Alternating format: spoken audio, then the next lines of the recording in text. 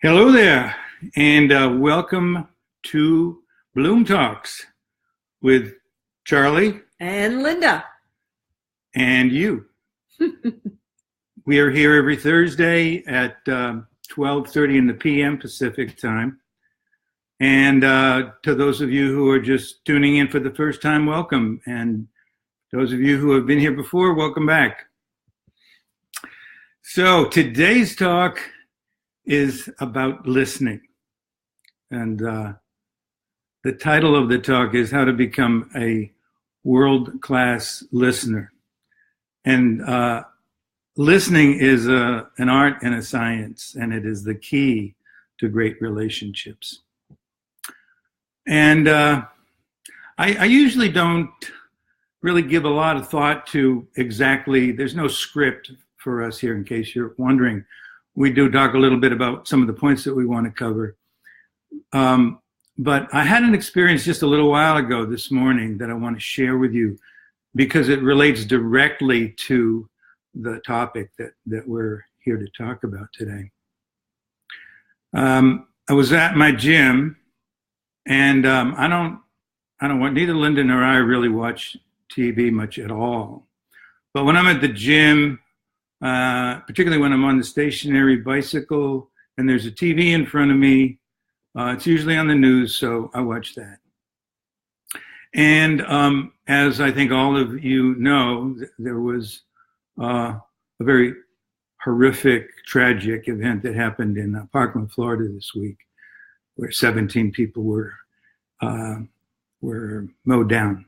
They were shot, killed, and others injured. And we keep politics separate usually from our talks, and this is not going to be a political talk, but it does have some political figures in it. So one of the young men who was a student in the school, who is a student in school, a senior named Sammy, was in Washington, D.C. Last couple of days. And he was member of a group that was speaking and listening to President Trump. And one of the things that the interviewer said to this young man, who was just absolutely inspiring in his eloquence, was that, well, you know, President Trump did say that he heard you when he was speaking to the group. That's one of the things that he said, I hear you. And Sammy's response, he paused for a moment and he said, yes, I believe that he heard us, but he wasn't listening. And so the interviewer asked him, well, what do you mean? He said, well, he heard what we were saying, but it didn't really go in because he was listening to something or somebody else. He was listening to supporters that he has that have a certain take on what's necessary here. So I do believe that he heard our words, but I don't believe that it really penetrated, that because he wasn't listening. And I thought, wow, that is so incredibly powerful, that distinction that he's making. And that is one of the distinctions that Linda and I wanted to make this morning. And that is the difference between listening and hearing. And it's really very simple, although many of us do confuse the two and we use the words synonymously, but they're really quite distinct. Hearing is very simply the act, or it's not even an act, it's actually the experience of receiving sound. So it's a passive. You can hear things without trying to. You don't need to try to hear things. You just hear them because they enter into your field of awareness. So that's what hearing is. Listening, on the other hand, is a much more active process in which there's an intention. There's a desire, particularly when we're listening, to somebody speaking, particularly somebody who we care about, there's an intention to really try to understand what they're saying, what they mean, what they're feeling. There's a desire, an intention, and an action. And when we talk about listening and active listening and committed listening, that is the difference. Those are the qualities that are present when we're truly listening. And when we listen to somebody, we're doing more than just receiving information, but we're opening ourselves up to be moved by what they're saying, to feel it. And I was listening to this young man speak, and he was very passionate and he was emotional. And I got emotional, just feeling, connecting to him, being open to receiving not only what he was saying, his words, but his feelings. And that's the kind of communication that we're talking about this morning. Mm-hmm. So it's been in the popular literature about relationships, and particularly about committed partnerships, for many years, decades. It goes back now, about the importance of having good communication. And a lot of times when people think about communication, they think about speaking, and they think about expressing ourselves and expressing our feelings and expressing our needs, expressing our desires and what we want. And of course, that is an important part of communication. But what doesn't get enough attention is this part about listening that Charlie is talking about. And so when you do, and I was listening to you, when you do open up and when you hang on the person's words who are communicating them to you, when you open yourself up, this is a profoundly important way in which you show caring, that you show respect, and that you show love to the person who is important to you, that you are stopping the world for a little while, that you're stopping the busy distractions, the kids, the dogs, not putting things away in the dishwasher while you're talking, where you're really showing up for the experience. And so although people know communication's essential in good relationship, they sometimes don't emphasize as deeply as we're trying to impress upon you right now how important the listening section of the communication is. So it's important not to be distracted by tech devices, by not, being partially there, but checking your email or checking your, text messages, that you really give full presence. And so one of the things that we say is one of the great gifts that we give our partner is our focused attention, our undivided attention. And so I'm a big fan of designated time. And you've probably heard us talk before about checking in with self and checking in with other and having regular time to do that. And at least once a week, more is better. I think that daily practice is not too much, and that we really show up for it, that we show up in a meaningful way. And that's how the other person starts to feel valued, safe with us. It invites them to come out when we're not in a hurry. Do you know, when we ask leading questions? I love the question of tell me more about that. Harville Hendrix emphasizes the importance of tell me more.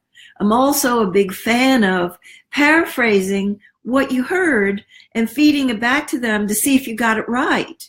And if there's distortion, or if you're interpreting and you're putting some kind of a twist on there and they didn't really send that message, to have a do-over and to go as many repetitions as you need to really listen deeply to what it is that they are trying to convey to you.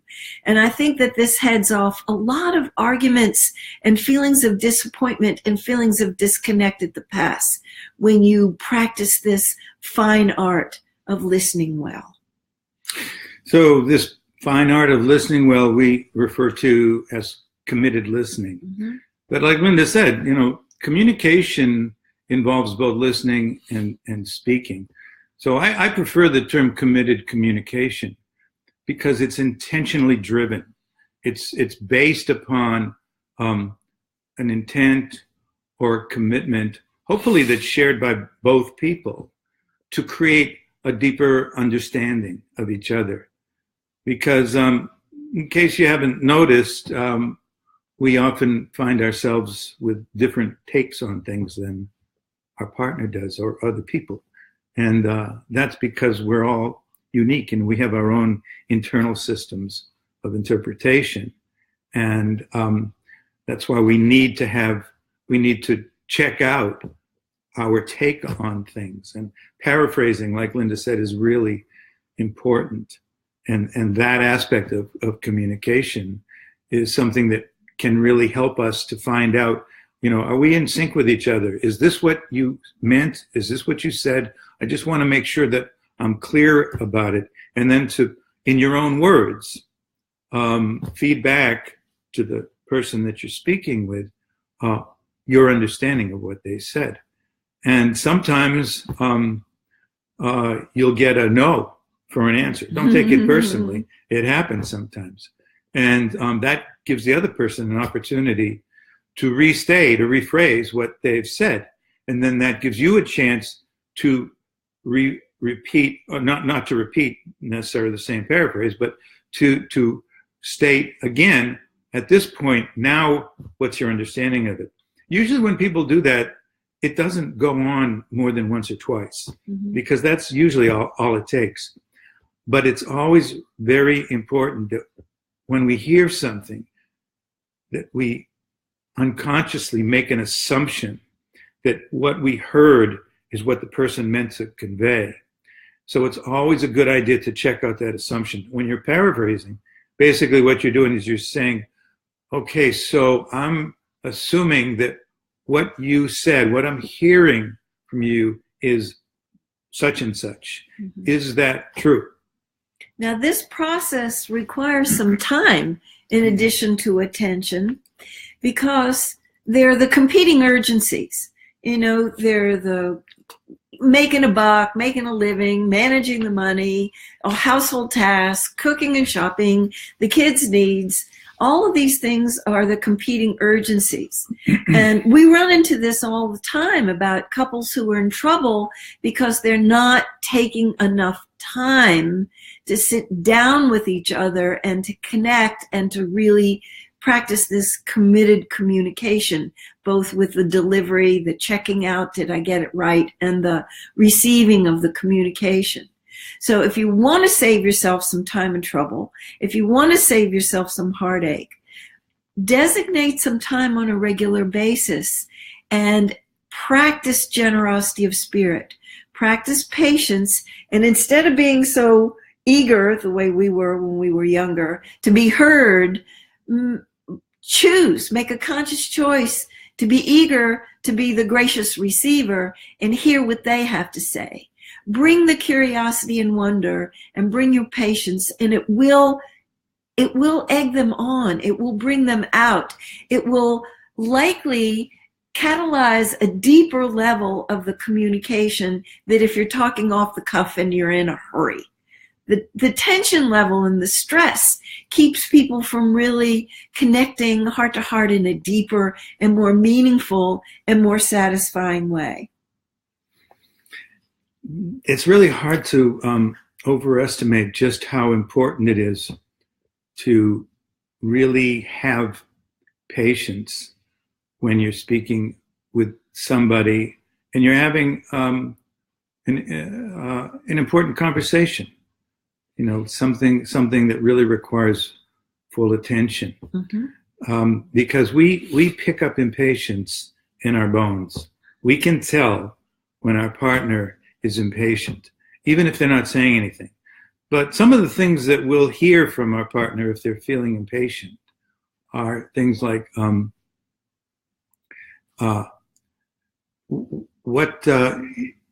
they'll maybe say, they'll try to finish our sentences for us, and we'll be struggling with a word, which, by the way, is not a bad thing to do.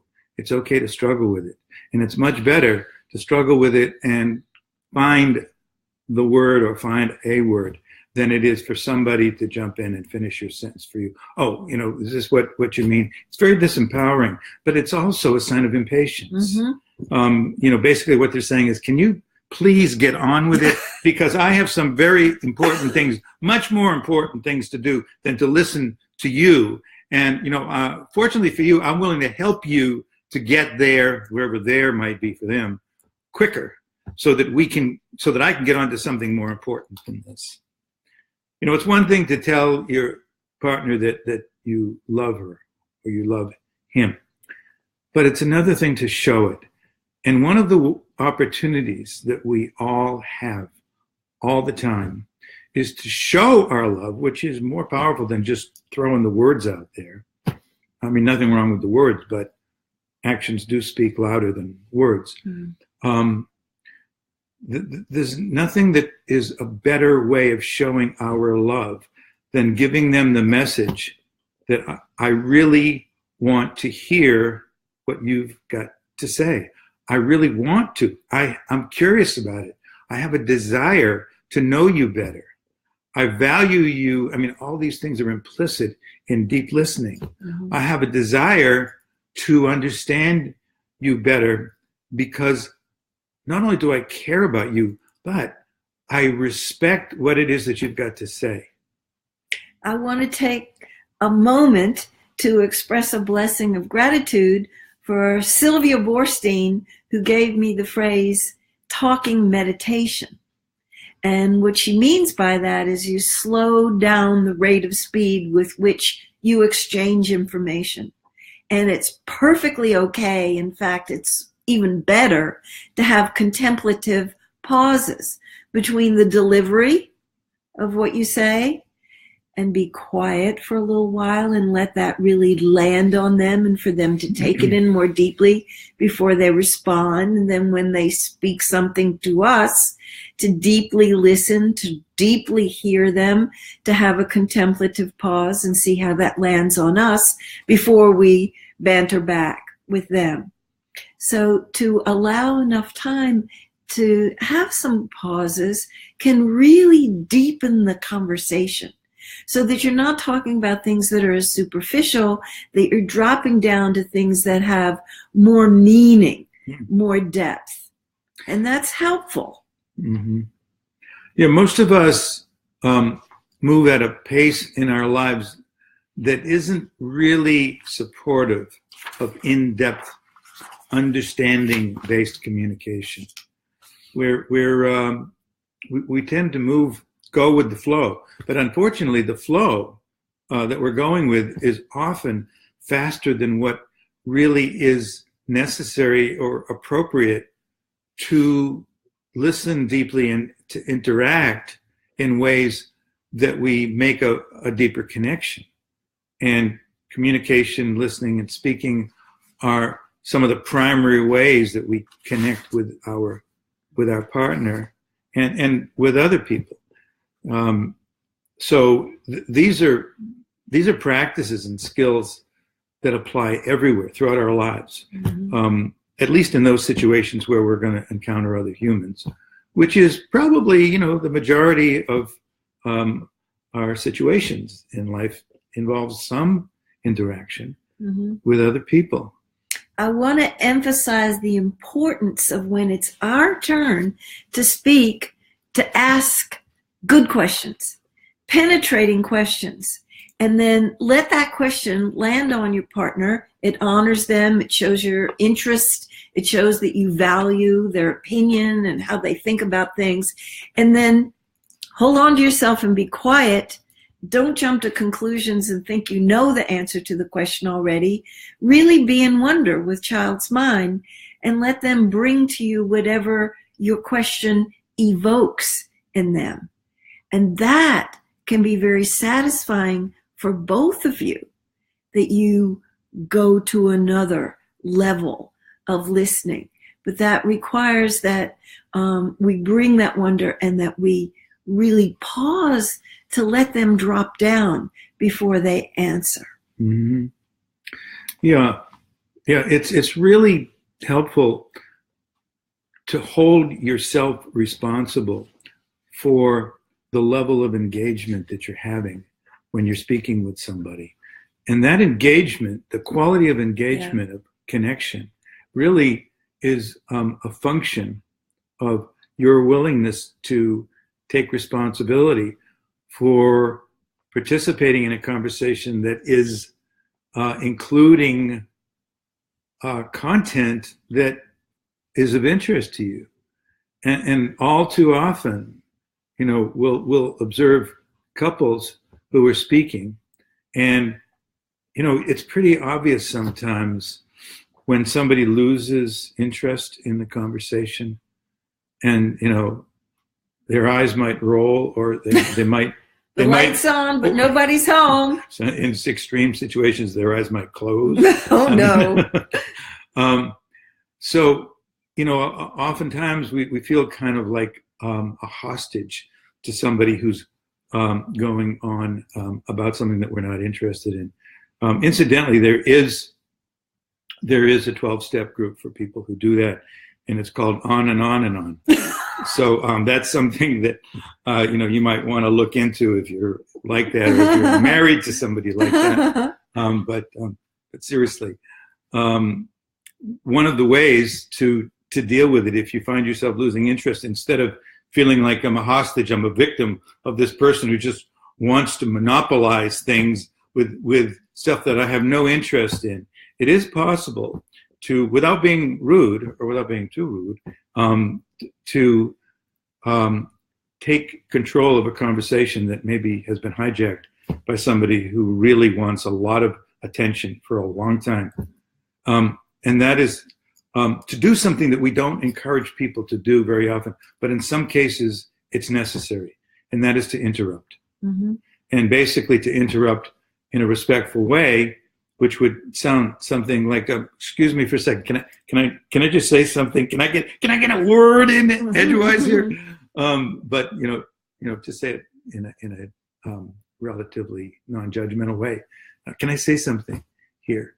And basically, then you want to use that as an opportunity to shift the focus to something that might be, and you can do it subtly, but to somehow link what you'd like to talk about with what's being talked about. And that reminds me of this. And speaking of that, so just have a little segue in there where you can shift it to something that you might be less bored by. So this is in the category of being authentic and being real, not just showing up with your image there and placating them and letting them go on if they're boring you, to try to take it to a place where you're really interested. And this is so important that we have to be sincere. So there are things that can keep the communication in flow if we say, and we say, yeah, wow, that's true. I agree with that. These have to be for real. They have to be sincere, but that can keep the communication going, and that's showing that we're really listening. One of the things that I say with Charlie when he comes up with a lot of good ideas is, "You're full of good ideas."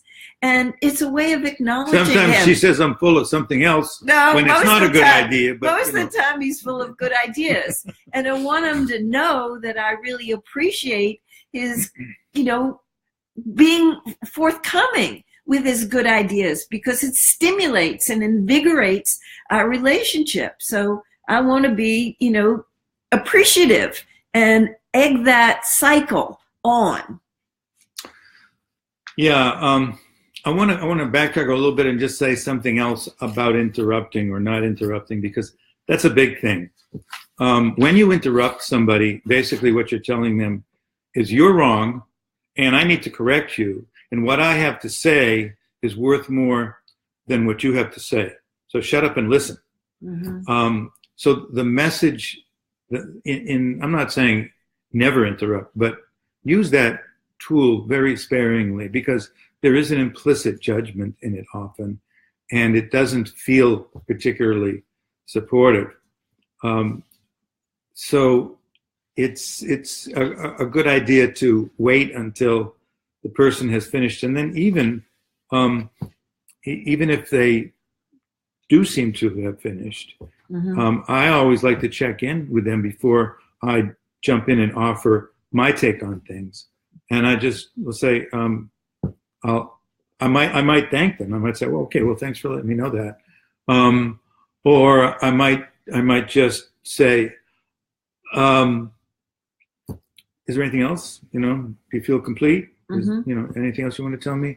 And I might also say, you want to hear my take on it, because I don't like to assume that the world is waiting to hear from me. This is one of the things that because they're usually not necessarily, are they? This is one of the things that really closes communication up. And sometimes people don't realize why their communication is atrophied and why it's closed off, is people give too much unsolicited advice. Yeah.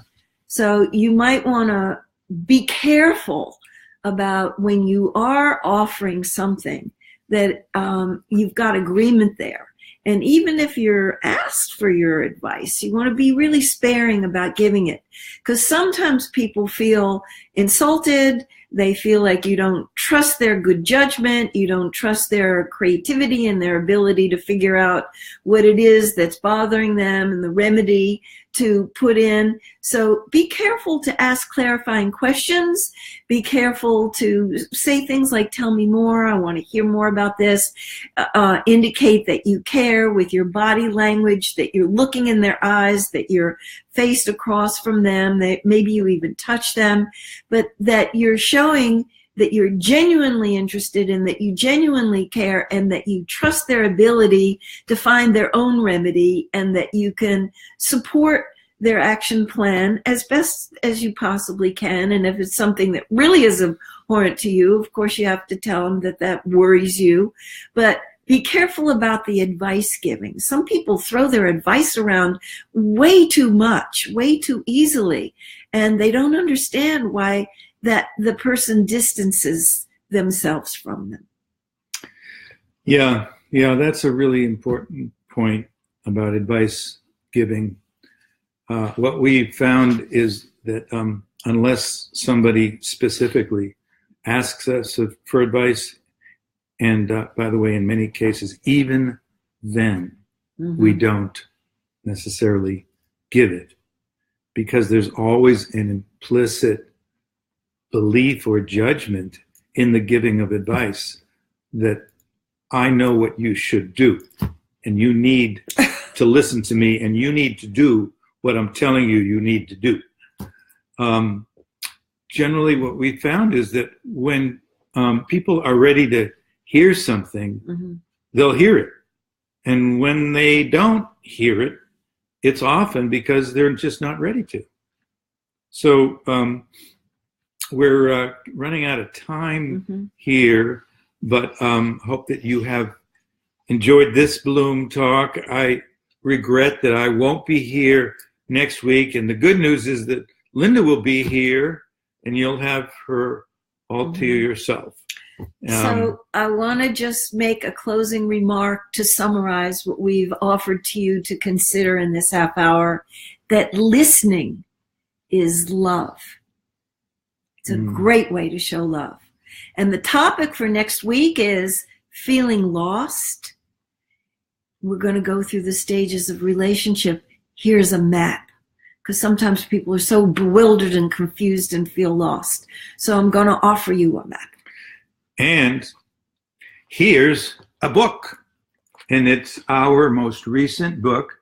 It's our fourth book, and it's a little bit different than the books that we have previously written, which are kind of about relationships. I mean, this is about a specific relationship, a particular relationship with two very specific people, the ones that you're looking at now.